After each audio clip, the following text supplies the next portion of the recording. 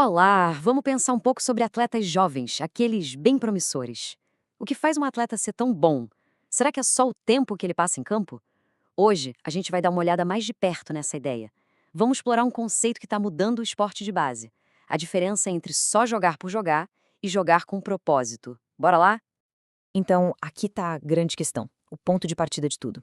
O que realmente define o desenvolvimento de um atleta em formação? É simplesmente acumular minutos em campo? Ou será que é a qualidade, a intensidade, o propósito de cada segundo lá dentro? Pode até parecer uma pergunta simples, mas a resposta para ela, olha, está mudando o jeito que o esporte é pensado. Vamos começar com uma coisa que acho todo mundo concorda. É uma verdade quase universal no mundo do esporte. E tá aí. Parece óbvio, né? O campo é a sala de aula do atleta. É ali que a teoria vira prática, que as decisões são tomadas em um piscar de olhos e onde o crescimento de verdade acontece. Esse é o nosso ponto de partida. Mas, e se essa verdade for só uma parte da história? E se a gente estiver deixando a variável mais importante de fora? É aqui que a coisa começa a ficar bem interessante. O X da questão é exatamente esse. Não é só sobre estar em campo.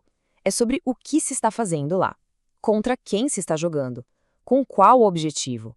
De repente, o cronômetro para de ser o mais importante e o que conta é a complexidade do desafio. E isso aqui resume tudo.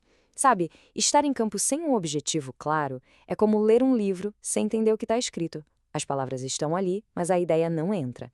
O desenvolvimento de verdade vem do desafio, da intenção por trás de cada passe, de cada movimento. E é isso que nos leva ao coração da nossa análise de hoje, a ideia de minutos com uma missão. A diferença fundamental entre só passar o tempo e fazer o tempo valer a pena. Olha só essa comparação. De um lado, a gente tem a mentalidade antiga. O foco é na quantidade, na participação pura e simples. O resultado? Quase sempre, estatísticas que não contam a história toda, números vazios. Já do outro lado, a nova abordagem. O foco é na qualidade, no desenvolvimento. E o resultado disso? Habilidades reais, um repertório muito mais rico, um atleta mais completo. A diferença é gritante. Então, o que são esses minutos com propósito? Bom, é aquele tempo em campo que força o atleta a pensar, a reagir, a se adaptar o tempo todo. Cada segundo vira uma aula. Não se trata de só estar presente, mas de estar ativamente evoluindo. E como isso funciona na prática? É um processo, né? Começa com o atleta aprendendo diferentes táticas, depois passa por ele experimentar várias posições para ganhar versatilidade, aí ele é lapidado com feedback constante e, por fim, ele entra em campo com uma missão clara. Um passo constrói o outro. Mas atenção, um ambiente assim não nasce do nada, não é por acaso. É o resultado de uma cultura, de uma filosofia que precisa estar enraizada na estrutura inteira de um clube, por exemplo. E quem é responsável por criar esse ecossistema? Todo mundo. Desde os clubes, que têm que dar estrutura, passando pelos treinadores, que precisam ser, antes de tudo, educadores, até a gestão do time, que precisa ter a visão de longo prazo para entender que formar talentos é a maior vitória de todas. E assim a gente chega na reta final.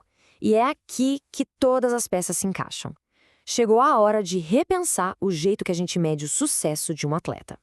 Por muito, muito tempo, essa era a única pergunta que importava. Quantos minutos ele jogou? Mas essa pergunta é uma armadilha. Ela é simples demais e acaba ignorando o que realmente interessa: a qualidade da experiência que o atleta teve. E aqui está a pergunta que a gente deveria estar fazendo. A pergunta que muda o jogo. O que foi que o atleta aprendeu, o que ele entregou para o time e o que ele desenvolveu naqueles minutos? Essa é a nova régua do sucesso. É a diferença entre criar um jogador que só ocupa um espaço em campo e um que define o jogo. Fica aí a reflexão.